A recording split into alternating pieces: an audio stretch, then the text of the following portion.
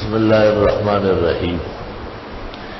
بڑی عبادات میں سے ایک عبادت درود شریف پڑھنا بھی مومن مسلم پر پیغمبرانہ حق ہے اور حضرت کے احسانات کا تقاضا ہے۔ اللہ نے خود فرمایا ان اللہ و ملائکتہ یصلون علی النبی، اللہ اور اس کے فرشتے پیغمبر کو درود و سلام پیش کرتے ہیں۔ یا ایھا الذین آمنوا صلوا علیہ وسلموا تسلیما، مسلمانوں تم بھی صلاۃ و سلام پڑھا۔ صلاۃ یہی ہے جو نماز میں ہم پڑھتے ہیں، اللہم صلی علی محمد وعلی آل محمد کما صلیت علی ابراہیم وعلی آل ابراہیم انک حمید مجید، اللہم بارک علی محمد وعلی آل محمد کما بارکت علی ابراہیم وعلی آل ابراہیم انک حمید مجید۔ اور سلام یہ ہے کہ السلام علیکم ایھا النبی ورحمۃ اللہ وبرکاتہ۔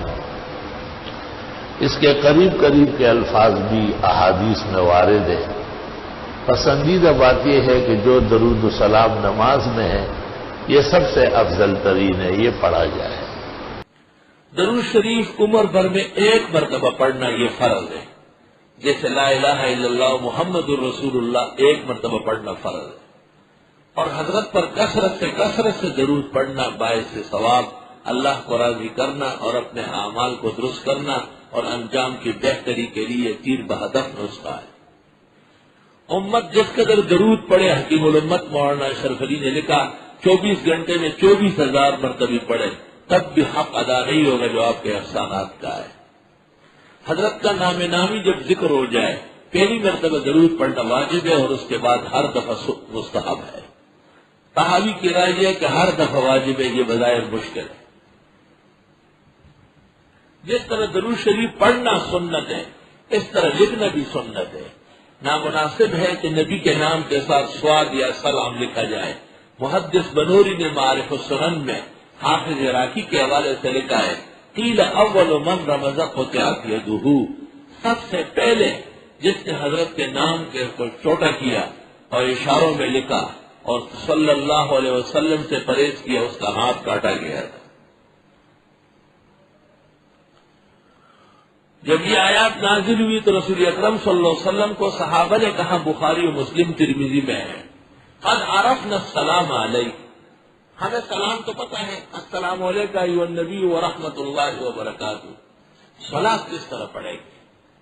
تو آپ نے فرمایا قولوا اللہم صلی علی محمد، یہ نماز کے درود یہ تعلیم فرمائے۔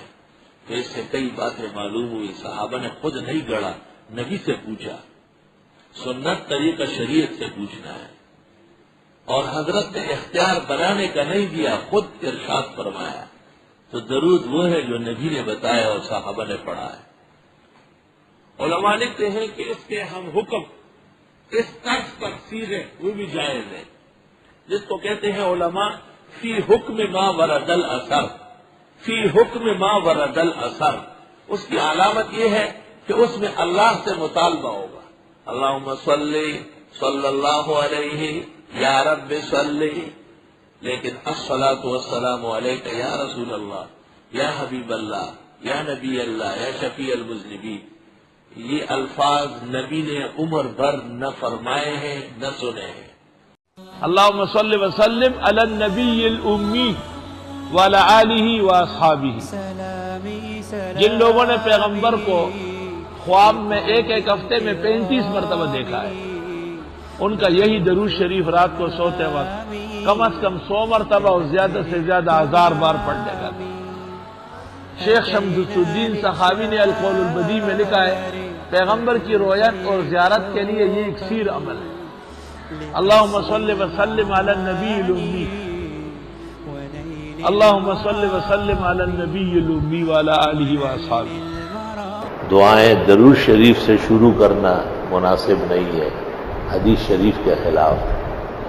ابن سنی نے عمل الیوم واللیل میں یہ حدیث نقل کی، اذا دعا احدکم فلیبدأ بالحمدللہ او الثناء علی اللہ ثم لیصلی علی النبی ثم یسأل یجاب۔ حمل الیوم واللیل صفحہ 131، وہ مفرد نسخہ جو ہے شرح کے بغیر۔ جب کوئی دعا مانگے پہلے الحمدللہ یا اللہ کی ثنا و صفت کرے، پھر درود پڑھے۔ درود شریف سے آغاز دعا احادیث میں منع ہے۔ ترمذی شریف کتاب الدعوات الدعوات الکبیر میں 4 حدیث ہے جس میں تاکید ہے کہ پہلے اللہ کا حمد ہو، پھر درود شریف ہو، پھر دعا ہو۔ اور جلد اول کتاب الصلاۃ جب ختم ہوئی تو ترمذی شریف پھر اعادہ کرتے ہیں، باب الثناء علی اللہ ثم الصلاۃ علی النبی ثم الدعاء، پہلے حمد ثنا پھر درود۔ الغرض اسلام میں درود کا ہمیشہ دوسرا نمبر ہے۔ اسلام میں کوئی ایک عمل بھی مجھے معلوم نہیں جس کی ابتدا میں درود ہو۔ بعض مولوی مجلس میں تقریر سے پہلے کہتے ہیں درود شریف پڑھے، یہ بھی خلاف سنت ہے۔ کہتے ہیں اللہ تعالیٰ کا ذکر کرے،